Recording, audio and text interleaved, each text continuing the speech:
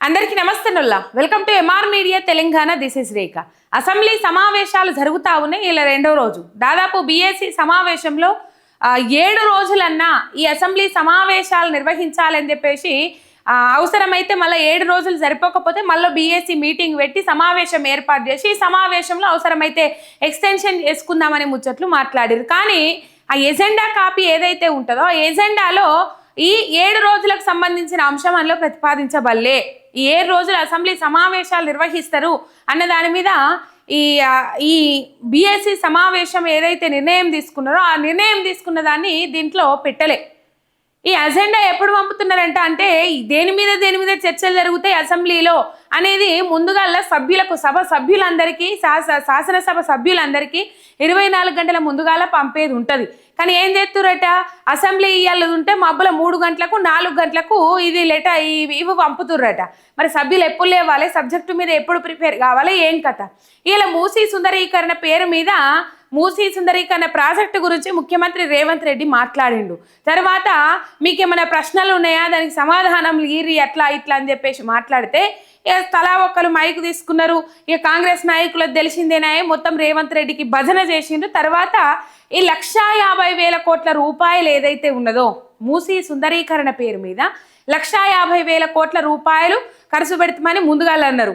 అంతకంటే ముందుగాల 50,000 కోట్లు అన్నారు, తర్వాత 70,000 కోట్లు అన్నారు, తర్వాత 1,50,000 కోట్లు జూపల్లి కృష్ణారావు అనుకుంటా 70,000 కోట్లని జూపల్లి కృష్ణారావు అన్నాడు. అంతకంటే ముందుగాల ముఖ్యమంత్రి 50,000 కోట్లు అన్నాడు. తర్వాత 1,50,000 కోట్లతోని మూసీ సుందరీకరణ చేస్తాం, మూసీ ప్రక్షాళన చేస్తామని చెప్పేసి నిర్ణయం తీసుకున్నారు. అయితే రాష్ట్రంలో చాలా సమస్యలు ఉన్నాయి. రైతుల బాధలు ఉన్నాయి, విద్యార్థుల ఫీజు రియంబర్మెంట్లు ఉన్నాయి, గవర్నమెంట్ ఉద్యోగుల పెన్షన్ బకాయిలు ఉన్నాయి, రిటైర్మెంట్ బెనిఫిట్స్ ఉన్నాయి. ఇవన్నీ సమస్యలు ఉన్నప్పటికీ కూడా మరి మీ దగ్గర పైసలు లేవని అంటారు. గవర్నమెంట్ ఉద్యోగస్తులకు వాళ్ళకి రావాల్సిన పెండింగ్ బకాయిలను అడిగితే నన్ను కోసుకొని తిన్న రూపాయి లేదంటారు. మరి ఈ 1,50,000 కోట్ల రూపాయలు ఎక్కడి నుంచి ఖర్చు పెడతారు? ఎవరికైనా వస్తుంది కదా ప్రశ్న. ఆ ప్రశ్ననే బీఆర్ఎస్ నాయకులకు వచ్చింది. అడిగినందుకు కనీసం ప్రశ్నలు ప్రతిపక్ష నాయకులు ప్రధానంగా బీఆర్ఎస్ పార్టీ నాయకులు అడగడమే ఉన్నది, కానీ ఇటు అధికార పక్షం వైపు నుంచి సమాధానం లేదు. ఇక తెలిసిందే కదా, మన ముఖ్యమంత్రి దగ్గర సమాధానం ఉండదు, సబ్జెక్ట్ ఉండదు, శుష్కప్రియాలు శూన్య హస్తాలు అన్నట్లు ఇప్పుడు ఈ మూసీ సుందరీకరణ అని చెప్పేసి మూసీ నది చరిత్ర చెప్తా ఉన్నాడు, వికారాబాద్ అడవుల గురించి చెప్తా ఉన్నాడు. వచ్చి రాగానే 2,900 ఎకరాల భూమిని ఏదైతే వికారాబాద్ అడవులు ఉన్నాయో ఆ అడవులను నావీ రాడార్కి అప్పచెప్పిండు, అయిపోయింది. అచ్చిరాంగనే సంతకాలు పెట్టిండు, ఒక్క వెనక స్టెప్ వేయకుండా కూడా అచ్చిరాంగనే సంతకాలు పెట్టిండు. ఇప్పుడేమో అంటారు కదా, సాయి సంసారి లచ్చు దొంగ అనే ముచ్చట్లు అసెంబ్లీలో మాట్లాడుతున్నాడు ముఖ్యమంత్రి రేవంత్ రెడ్డి. మరి 1,50,000 కోట్ల రూపాయలు ఎక్కడి నుంచి పెడతారు, ఏం కథ? ఇప్పుడు అసెంబ్లీ సమావేశాలలో ముఖ్యమంత్రి మాట్లాడిన తర్వాత ముఖ్యమంత్రి కంపంతా మాట్లాడిండు, చెత్తంతా మాట్లాడిండు. బీఆర్ఎస్ పార్టీ నాయకులను ఉద్దేశించి కడుపులో అంతా మూసీ నది కంటే ఎక్కువగా చెత్తున్నది, మురికి పేరిపోయింది అని చెప్పేసి మాట్లాడిండ్రు. దానికి కౌంటర్గా మాజీ మంత్రి హరీష్ రావు లేచి మాట్లాడబోతా ఉంటే ముఖ్యమంత్రిని విమర్శిస్తా అంటే నేను మైకే అని చెప్పేసి మైక్ కడి చేసుకున్నాడు స్పీకర్. స్పీకర్కి హక్కులు ఏముంటాయి? స్పీకర్ బాధ్యత ఏంది? సభలో అందరినీ సమానంగా చూడాలి. కానీ ఇటు అధికార పక్షం నాయకులకు ఎక్కువగా మైక్ ఇస్తూ ఉన్నారు, ప్రధాన ప్రతిపక్ష నాయకులైన బీఆర్ఎస్ నాయకులకు మైక్ ఇస్తలేరు, మాట్లాడని ఇస్తలేరు. ముందుగానే చెప్పినాం కదా, అసెంబ్లీ సమావేశాలు మొదలైనవి అంటే జరిగేది ఏందయ్యా అని అంటే సబ్జెక్టు మాట్లాడే క్రమంలో మైక్ కట్ చేస్తారు, మైక్ అడ్డం తలుగుతారు, లేకపోతే మైకే ఇయ్యరు అసలే అని మనం మాట్లాడుకున్నాం ప్రతిపక్ష నాయకులకు. మొత్తం మీద ఇటు కాంగ్రెస్ నాయకుల భజన అయిపోయింది అసెంబ్లీ సమావేశం. ప్రజల సమస్య లేదు, ప్రజల బాధ లేదు, ప్రజల గోస లేదు, రైతుల సమస్యలు లేవు, 2 లక్షల ఉద్యోగాల గురించి ఊసే లేదు, 4,000 పెన్షన్ గురించి ముచ్చట లేదు. కమ్సేకంగా గురుకుల విద్యార్థులకు ఫుడ్ పాయిజన్లు అయి పిల్లలు జీవిడిస్తూ ఉంటే కనీసం దాని గురించి చర్చ లేదు. సరే పోతా ఉంటే మన చర్చ జరుపుతారా ఏం కథనో తెలియదు. ఇవాళ మాత్రం మూసీ సుందరీకరణ అండ్ ఇంకొక 2-3 అంశాల మీద చర్చ ఉంటుంది. పాలమూరు రంగారెడ్డి గురించి మాత్రం ఇవాళ చర్చ లేదు. రైట్, ఇట్లా కొనసాగుకుంటూ పోతా ఉంటే అయిపోయింది. ముఖ్యమంత్రి గారి ప్రసంగం అయిపోయిన తర్వాత బీఆర్ఎస్ పార్టీ నాయకులు హరీష్ రావు మాట్లాడతానంటే స్పీకర్ మైక్ కడి చేసిండ్రు. మైక్ ఎందుకు కడి చేయాలి, అవసరం ఏమున్నది అంటే దొరికిపోతారనా?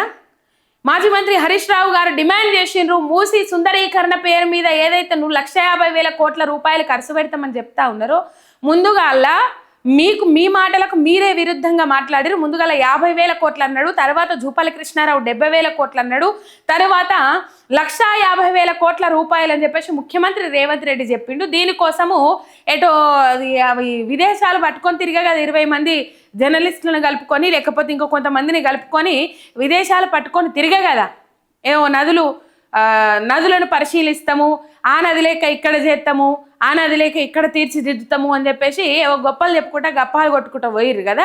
ఆఖరికి అది తుస్స అయింది, బూమరాంగ్ అయింది. ఈ డిపిఆర్ తయారు కావడానికి ఇంకా సంవత్సరం టైం పడుతుంది. ఇవి 5 జోన్లుగా విభజన చేసిర్రట. డిపిఆర్ 1 4 వారాల్లోపు కంప్లీట్ చేస్తామని చెప్పేసి మంత్రి శ్రీధర్ బాబు చెప్తా ఉన్నాడు. రైట్, మొత్తం మీద ప్రతిపక్ష నాయకులకు మైకియకుండా ప్రతిపక్ష నాయకుల గొంతు నొక్కుతున్నప్పుడు స్పీకర్ ఏం చేయాలి? రెస్క్యూ చేసి అందరికీ సమానంగా మైక్ ఇవ్వాలి. కానీ వాళ్ళు మాట్లాడుతూ ఉన్నారు. ఇదే జరుగుతుంది అసెంబ్లీ సమావేశాలల్లో. ఇది ఏదైతే వాళ్ళదే పైచేయి ఉన్నది, వాళ్ళదే అధికార పక్షం ఉన్నది అని చెప్పేసి స్పీకర్ అధికార పక్ష నాయకులు ఎవరైతే ఉన్నారో వాళ్ళ వైపు మొగ్గు చూపుతా ఉన్నారు. మొత్తం మీద అసెంబ్లీ సమావేశాలు అయిపోయేంత వరకు జరిగే కథ ఇది, జరిగే తతంగం అది. మొత్తం మీద వాళ్ళదే పైచేయి, మాదే పైచేయి అని చెప్పేసి వాళ్ళు సంకలు గుద్దుకుంటారు. కానీ ప్రజలకు సంబంధించిన అంశాలు ఏముండయి. అయితే ఈ మూసీ సుందరీకరణ గురించి శ్వేతపత్రం విడుదల చేయాలి. మూసీ సుందరీకరణలో భాగంగా పేదల ఇండ్ల జోలికి పోతే మాత్రం ఊకోము. పేదలకు ఒకవేళ ఇంతవరకు ఎంతమంది పేదల ఇండ్లు కూల్చిండ్రు, ఎంతమంది ప్రభుత్వ ఆస్తులు కూల్చిండ్రు, ఎంతగానో ప్రభుత్వ ఆస్తులు కూల్చిండ్రు, ఎన్ని ప్రైవేట్ ఆస్తులను కూల్చిండ్రు, ఒకవేళ కూలిస్తే పేదల ఇండ్లకు మూసీ సుందరీకరణ పేరుతోనే పేదల ఇండ్లకు మీరు ఎంత నష్టపరిహారం కట్టించిండ్రు? 2013 చట్టం ప్రకారము 200 గజాల జాగాలో 3 రెట్ల ఏదైతే నష్టపరిహారం ఉంటుందో 3 రెట్ల నష్టపరిహారం కట్టియాలి. 200 గజాల జాగలో ఇల్లు కట్టియాలి. ఆ ఇంట్లో ఒకరికి గవర్నమెంట్ ఉద్యోగం ఇప్పియాలి. ఇది 2013 యాక్ట్ ప్రకారము భూసేకరణ చట్టం చెప్తున్న ముచ్చట. మరి ఈ చట్టం ప్రకారం భూసేకరణ చట్టం 2013 ప్రకారము ఎంతమందికి మీరు నష్టపరిహారం ఇచ్చిండ్రు? లేకపోతే కేసీఆర్ కట్టించిన డబుల్ బెడ్రూమ్ ఇల్లు ఏవైతే ఉన్నాయో వాళ్ళకు వాటిలో ఎంతమందికి అలైన్మెంట్ ఇచ్చిండ్రు? ఈ వివరాలన్నీ బయట పెట్టాలి. మూసీ సుందరీకరణ అని మాట్లాడుతున్నారు కదా, దాని మీద కంపల్సరీ శ్వేతపత్రం విడుదల చేయాలి. 50,000 కోట్లు ఖర్చు పెడతారా? 1,50,000 కోట్లు ఖర్చు పెడతారా? ఖర్చు పెడితే ఎట్లా ఖర్చు పెడతారు? అండ్ ఎస్డిపి నాలాలు ఏవైతే ఉన్నాయో నాలాల విషయంలో కొన్ని జాగాలలో మోటార్లు బంద్ పెట్టిర్రు. మురుగునీరు జంట జలాశయాలైన హిమాయత్ సాగరు లేకపోతే మనం తాగడానికి ఉపయోగించే నీళ్ళల్లో పడిపోతా ఉన్నాయి వచ్చి మురుగునీళ్ళు. మరి ఎందుకు ఆ మోటార్లు బంద్ పెట్టిండ్రు? మురుగునీరు చేరకుండా శుద్ధి చేయాలని చెప్పేసి ఎస్డిపి నాలాలు పెడితే ఇలా వాటిని కనీసము మరమ్మత్తు చర్యలు చేయకుండా ఉన్న మోటార్లు బీకెత్తే ఇలా తాగునీరు కలుషితం కావాల్సిన పరిస్థితి ఏర్పడ్డది. మరి ఎందుకు ఇటువంటి నిర్లక్ష్యానికి గురవుతా ఉన్నాయి అని చెప్పేసి ప్రశ్నించిండ్రు అసెంబ్లీ వేదికగా మాజీ మంత్రి హరీష్ రావు గారు. శ్వేతపత్రం బరాబర్ విడుదల చేయాల్సిందే. మీరు మూసీ సుందరీకరణ పేరుతోటి ఇప్పటికే వాకౌట్ చేసిర్రు. ఎందుకంటే ముఖ్యమంత్రి అసెంబ్లీ వేదికగా కూడా గదే చెత్తవాగుడు వాగిండ్రు. వాస్తవానికి చెప్పాలంటే కుక్కతో ఒక రాయి గడితే చక్కగా అవుతుందా? ముఖ్యమంత్రి గారి భాష మారమంటే మారుతుందా? ఆయన భాష అస్సలు మారది. అసెంబ్లీ వేదికగా కూడా ఇలా మాట్లాడుతుర్రు కదా, అసెంబ్లీలో ఇలా మాట్లాడుతుర్రు కదా. మరి అసెంబ్లీలో మాట్లాడే మాటలలో ఎంత వాస్తవం ఉన్నది? ఆయన అక్కడ మాట్లాడుతుందానికి బయట మాట్లాడుతుందానికి ఎంత వాస్తవం ఉన్నది అనేది అర్థం చేసుకోవాల్సిన అవసరం ఉన్నది. అక్కడ గదే వాగుడు వాగుతా ఉన్నాడు, ఇక్కడ గదే వాగుడు వాగుతా ఉన్నాడు. అక్కడ గదే వాగుడు వాగుతా ఉన్నాడు, బయట గదే వాగుడు వాగుతా ఉన్నాడు, ఈ అసెంబ్లీలో కూడా గదే వాగుడు వాగుతా ఉన్నాడు. అక్కసు వెళ్ళగక్కిండు రేవంత్ రెడ్డి, అక్కసు వెళ్ళగక్కిండు. ఇక్కడ మూసీ సుందరీకరణ కోసము 2.5 టీఎంసీల నీళ్లను, గోదావరి జలాలను మూసీ సుందరీకరణ కోసం మూసీలో తెచ్చిపోస్తా అని అంటాడు. మరి మూసీలో యాడికెళ్ళి తెచ్చిపోస్తాన్రు? మల్లన్న సాగర్ నుంచి తెస్తారా లేకపోతే ఎక్కడి నుంచి తెస్తారు? కాళేశ్వరం ప్రాజెక్టులో భాగమే కదా మల్లన్న సాగరు. ఇలా కాళేశ్వరం ప్రాజెక్టు అని చెప్పేసి నోట్ల నుంచి చెప్పడానికి అక్కసు వెళ్ళగక్కున్నాడు రేవంత్ రెడ్డి. మరి చెప్పొచ్చు కదా, ఇందులో 2.5 టీఎంసీల నీళ్లను మేము మల్లన్న సాగర్ నుంచే తెస్తాం. ఆ మల్లన్న సాగరు కాళేశ్వరం ప్రాజెక్టులో భాగమే. మేము కూలేశ్వరం అయితే ఏదైతే అంటా ఉన్నామో ఆ కూలేశ్వరం అంటున్న దాంట్లో భాగమే అని చెప్పాలి కదా. అప్పుడే ప్రజలు తువ్వాల్లో ఇటుకబెడ్డ పెట్టి కొట్టినంత పని చేస్తారు కదా, గల్లా బట్టి నిలదీస్తారు కదా. కాళేశ్వరం కూలేశ్వరం మొత్తుకున్నావు సన్నాసి, ఇలా యాడికెళ్ళి తెస్తున్నావు నీళ్లు అని చెప్పేసి ప్రజలు అడుగుతారు కదా, ప్రజలు ప్రశ్నిస్తారు కదా. ఏం నుంచి తెస్తారు? మలన సాగర్ నుంచి తెస్తుర్రా లేకపోతే ఇంకెక్కడన్నా గాల్లో నుంచి తెస్తుర్రా అని చెప్పేసి నిలదీసిండ్రు. ఇప్పటికే ఇప్పుడు రేవంత్ రెడ్డి మాట్లాడుతాడు, మూసీ సుందరీకరణ పేరు మీద నల్లగొండ ప్రజలు ఎవరైతే ఉంటారో నల్లగొండ ప్రజలకు ఒక మంచి జీవితాన్ని కల్పించడం కోసం ఇలా మూసీ సుందరీకరణ చేస్తున్నామని చెప్పేసి మాట్లాడుతుండు కదా రేవంత్ రెడ్డి. ఇప్పుడు నల్లగొండలో ఫ్లోరైడ్ శాతాన్ని తగ్గించింది బీఆర్ఎస్ ప్రభుత్వం. కాళ్ళొంకర, చెయ్యొంకర, కన్నొంకర, నడుమొంకర ఇట్లా ఇట్లా ఇట్లా అంగవైకల్యంతో పుడుతున్న వాళ్ళ సంఖ్య తగ్గిపోయింది బీఆర్ఎస్ ప్రభుత్వం హయాంలో. ఇది వాస్తవం, లెక్కలు బయట పెడితే తెలుస్తాయి. కాకపోతే ఇక్కడ మిషన్ భగీరథ నీళ్లు కూడా ఇస్తలేరు రాష్ట్రంలో అక్కడక్కడ ఈ కాంగ్రెస్ పార్టీ వాళ్ళు. సరే, ఈ ముచ్చట పక్కకు పెడితే ఆయన పాదయాత్రకు పోయిందట. ఆ పాదయాత్రకు పోయిన కారణట దాదాపు కొన్ని వేల మంది వచ్చట, రేవంత్ అన్న నువ్వేమన్నా చేయన్నా, నువ్వు మా నల్లగొండ ప్రాంతానికి ఏం చేయకున్నా సరే కానీ ఇగో ఈ మూసీ సుందరీకరణ చేసి మా బతుకులు బాగుపడేటట్టు చెయ్యన్నా అని చెప్పేసి మొత్తుకున్నారట.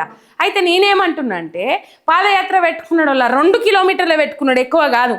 మూసీ సుందరీకరణ పేరు మీద మూసీ పరివాహక ప్రాంతంలో తిరగాలని చెప్పేసి అక్కడెక్కడ కొස්සకు పోయి అక్కడ 2 కిలోమీటర్ల పాదయాత్ర అని పెట్టుకుంటే చుట్టూత పోలీసు బందోబస్తు, పెద్ద పెద్ద రోపులు, ఎక్కడన్నా సామాన్య జనం గలవనీకి అవకాశం ఇచ్చిండా రేవంత్ రెడ్డి? ఆ వీడియోలు సోషల్ మీడియాలో ఉంటాయి, చూడుర్రి కావాలనంటే. ఎవరో సామాన్యులు వచ్చి ఇంకడట ఈయన దగ్గర మొర పెట్టుకున్నారట.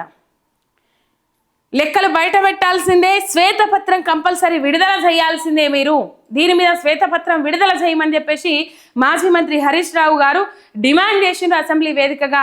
ముఖ్యమంత్రి మాట్లాడు అయిపోయిన తర్వాత ముఖ్యమంత్రి మాటలకు కౌంటర్ ఇచ్చే పనిగా మాజీ మంత్రి హరీష్ రావు గారు మైక్ అడిగితే ముఖ్యమంత్రి గారు మాట్లాడిన దానికి కౌంటర్ ఇద్దామని అంటే మైక్ ఇయ్యలే.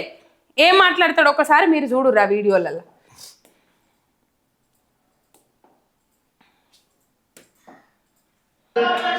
క్వశ్చన్ కు సంబంధించి మాట్లాడతారంటే మీకు మైక్ ఇస్తారు. మీరు ముఖ్యమంత్రిని విమర్శిస్తా అంటే నేను మైక్ ఇవ్వను. ముఖ్యమంత్రిని విమర్శిస్తా అంటే మైక్ ఇవ్వను. అంటే ముఖ్యమంత్రి ఏది మాట్లాడినా చూడాలన్నట్ట. ముఖ్యమంత్రి అయితే ముఖ్యమంత్రికి ఏమైనా కొమ్ములు ఉన్నాయా? ముఖ్యమంత్రి తప్పు మాట్లాడినా, తెలంగాణ ప్రజల జీవితాలు ఆగమయ్యేటట్టు మాట్లాడినా, ముఖ్యమంత్రి ఏం చేసినా చూస్తూ ఊరుకోవాలన్నట్ట. అంటే స్పీకర్ గారి ఉద్దేశం ఏంది నాకు అర్థం కాదు. ముఖ్యమంత్రి మాట్లాడినా ముఖ్యమంత్రి మాటలలో తప్పు ఉంటే విమర్శించుడే ఉంటుంది. ప్రతిపక్షం నాయకులు మాట్లాడినప్పుడు ప్రతిపక్ష నాయకులు మాట్లాడిన దాంట్లో తప్పు ఉంటే విమర్శించుడే ఉంటుంది. విమర్శించొద్దు అని చెప్పడానికి ఏం జరుగుతుంది ఇక్కడ? సభ ఏ విధంగా కొనసాగుతా ఉన్నది? ఇయరంట ముఖ్యమంత్రిని విమర్శిస్తా అంటే మైక్ ఇయరట. వాయిదా ప్రతిపాదన శ్రీ కల్వకుంట్ల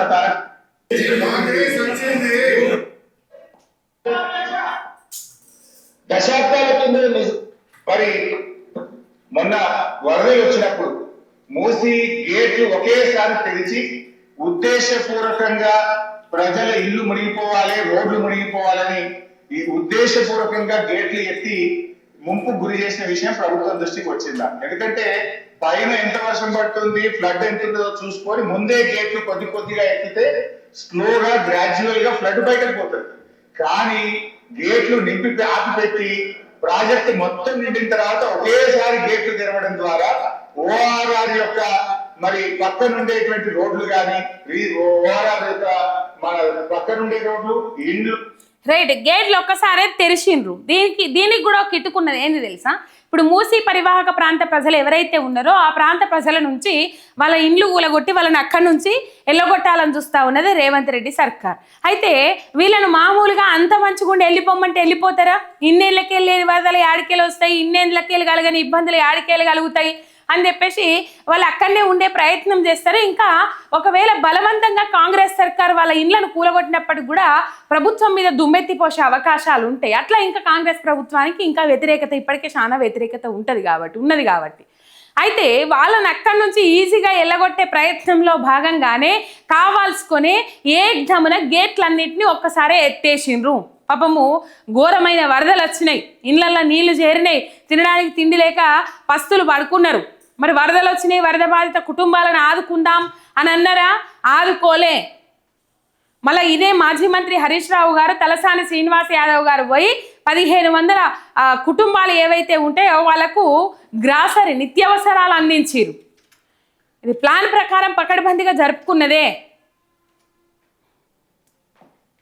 ముందు ఉద్దేశపూర్వకంగా కావాలనే ప్రభుత్వ అది పెద్దల యొక్క ఆదేశాలతో ఈ గేట్లు ఎత్తి ముంపు గురి చేసిన విషయం ప్రభుత్వం దృష్టికి వచ్చిందా? ఎందుకు ఆ రకంగా గేట్లు ఎత్తారు? ఒకవేళ ప్రభుత్వానికి ఆ ఉద్దేశం లేకపోతే ఆ అధికారుల మీద ఏమైనా చర్యలు తీసుకున్నారా? సూటిగా సమాధానం చెప్పాలని చెప్పి నేను కోరుతా ఉన్నా అధ్యక్ష. చివరిగా నేను చెప్పేది, మీరు పేదవాళ్ళ ఇంటికి రాకండి. మూసి సుందరీకరణ పేరిట పేదల ఇండ్లు కూలగొడితే బీఆర్ఎస్ పార్టీ సీరియస్ గా వ్యతిరేకిస్తుంది. అవసరమైతే బుల్డోజర్లకు అడ్డంగా పడుకోనైనా అడ్డుకుంటామని గతంలో చెప్పాను. ఖాళీ స్థలాలు ఉన్నాయి, మీరు ఖాళీ స్థలాల్లో దాన్ని డెవలప్ చేయండి. మూసీలోకి గోదావరి నీళ్లు తెండి, మురికి నీరు లేకుండా చూడండి. కానీ మూసీ పేరిట పేదల ఇండ్లు కూలిస్తే మాత్రం బీఆర్ఎస్ పార్టీ ఎంత మాత్రం ఒప్పుకోదని మీ ద్వారా ప్రభుత్వాన్ని తెలియజేస్తున్నారు. అసలు ఈ మూసీ ప్రాజెక్టు సుందరీకరణ మీద రాష్ట్ర ప్రభుత్వం ఎంత ఖర్చు పెట్టాలనుకుంటుంది? ఎందుకంటే ఒకవైపు పిల్లల స్కాలర్షిప్లు ఇవ్వమంటే డబ్బులు లేవు, కోసుక తింటారా అంటున్నారు. లేదా రిటైర్డ్ ఎంప్లాయీస్ కు డబ్బులు ఇవ్వండి అంటే డబ్బులు లేవంటున్నారు. మూసీ సుందరీకరణ మీద 1,00,000 కోట్ల 1,50,000 కోట్ల ఎంత ఖర్చు పెడతామనుకుంటుంది ప్రభుత్వం? సూటిగా సమాధానం చెప్పండి. ఇప్పటి వరకు మూసీ సుందరీకరణలో ఎన్ని నివాసాలు కూల్చివేశారు? ఆ కూల్చివేసిన నివాసాలకు 2013 భూసేకరణ చట్టం కింద పాత ఇళ్లకు కంపెన్సేషన్ ఇచ్చారా? వేజ్ లాస్ ఇచ్చారా? లేదా సింపుల్ గా కేసీఆర్ గారు కట్టిన డబుల్ బెడ్రూమ్ ఇళ్లలో అసైన్మెంట్ చేసి పంపారా? 2013 భూసేకరణ చట్టం ప్రకారంగా 14.5 లక్షల రూపాయల డబ్బు ఇవ్వాలి వాళ్ళకు. పాత ఇంటికి R&Bతో ఎస్టిమేట్ చేసి డబ్బులు ఇవ్వాలి. అదే విధంగా సెలబుల్ రైట్స్ తో కూడినటువంటి 200 గజాల స్థలంలో కట్టిన ఇల్లు ఇవ్వాలి. ఆ రకంగా ఇచ్చారా? ఇవ్వలేదా? ఇస్తే ఎప్పట్లోకి ఇస్తారు? ఎన్ని నివాసాలు కూల్చారు? ఇంకా మీరు ఐడెంటిఫై చేసి కూల్చవలసిన ప్రభుత్వ ప్రైవేటు ఇల్లు ఎంత భూమి ప్రభుత్వ ప్రైవేట్ సేకరిస్తున్నారు? సమాధానం చెప్పండి. శ్రీ హరీష్ రావు గారు. ధన్యవాదాలు అధ్యక్ష. నేను గౌరవ మంత్రి గారిని సూటిగా ఒక 5-6 ప్రశ్నలు మాత్రమే అడుగుతాను, ఉపోద్ఘాతంలో వెళ్ళిన అధ్యక్ష. ముందుగా అసలు ఈ మూసీ మోడర్నైజేషన్ ప్రాజెక్టుకు ఎంత ఖర్చు అవుతుంది? ఒకసారి ముఖ్యమంత్రి గారు 1,00,000 కోట్లు ఖర్చు పెడుతున్నామన్నారు, ఒకసారి 1,50,000 కోట్లు ఖర్చు పెడతామని డిఫరెంట్ టైమ్స్ లో డిఫరెంట్ స్టేట్స్ నుంచి వచ్చాయి. అసలు ఈ మూసీ ప్రాజెక్టు సుందరీకరణ మీద రాష్ట్ర ప్రభుత్వం ఎంత ఖర్చు పెట్టాలనుకుంటుంది? ఎందుకంటే ఒకవైపు పిల్లల స్కాలర్షిప్లు ఇవ్వమంటే డబ్బులు లేవు, కోసుక తింటారా అంటున్నారు. లేదా రిటైర్డ్ ఎంప్లాయీస్ రైట్, పైసలు లేవు అని అనుకుంటేనే 1,50,000 కోట్లు ఖర్చు పెడతారా? 50,000 కోట్లు ఖర్చు పెడతారా? మొత్తం మీద ఎంత ఖర్చు పెడతారు? ఒకవేళ ఖర్చు పెట్టినా కూడా దేని మీద ఖర్చు పెడతారు? నష్టపరిహారం ఏ విధంగా ఇస్తారు? మూసి పరివాహక ప్రాంత ప్రజల నుంచి ఖాళీ చేయించిన తర్వాత వాళ్ళకి ఏ విధమైన పరిహారం ఇస్తారు? పేదల పక్షాన కొట్లాడతాం, మేము పేదల తరపున నిలబడతాం. 2013 భూసేకరణ చట్టం ప్రకారము అన్ని ఏవైతే భూసేకరణ చట్టంలో ప్రస్తావించబడ్డాయో అన్ని లబ్ధి చేకూరేటట్టు వాళ్ళకు న్యాయం చేస్తేనే సై, లేకపోతే లేదు. బీఆర్ఎస్ పార్టీ తరపున కొట్లాడతాం, పోరాటం చేస్తామని చెప్పేసి మాజీ మంత్రి హరీష్ రావు గారు అసెంబ్లీ వేదికగా చెప్పిండ్రు. తర్వాత రేవంత్ రెడ్డి మాట్లాడిన అంశాల మీద మాట్లాడతాము అని అంటే ముఖ్యమంత్రిని విమర్శిస్తా అంటే మైకి అని చెప్పి స్పీకర్ కట్ చేసుకున్న తర్వాత దాని మీద మాట్లాడడానికి అవకాశం ఇవ్వలేదు అని చెప్పేసి బీఆర్ఎస్ పార్టీ నాయకులు వాకౌట్ చేసిండ్రు అసెంబ్లీ సమావేశాల నుంచి. రైట్, ఇది కథ. దొరికిపోతామన్న భయం రేవంత్ రెడ్డిలో కనబడతా ఉన్నది, ఒక అభద్రతాభావం, అసంతృప్తి కనబడతా ఉన్నది. అందుకనే మైక్ ఇస్తలేరు. కావాల్సుకునే బీఆర్ఎస్ పార్టీ నాయకులకు మైక్ ఇవ్వకుండా, ప్రధాన ప్రతిపక్ష నాయకులకు మైక్ ఇవ్వకుండా వీళ్ళు కావాలని కాలయాపన చేస్తూ ఉన్నారు. ఒక్క ప్రజా సమస్య మీద కూడా చర్చ జరుగుతలేదు అసెంబ్లీ సమావేశాలలో. ఒక సబ్స్క్రైబ్ చేసుకొని సపోర్ట్ చేయండి. మీ ఎంఆర్ మీడియా తెలంగాణ శనార్థి.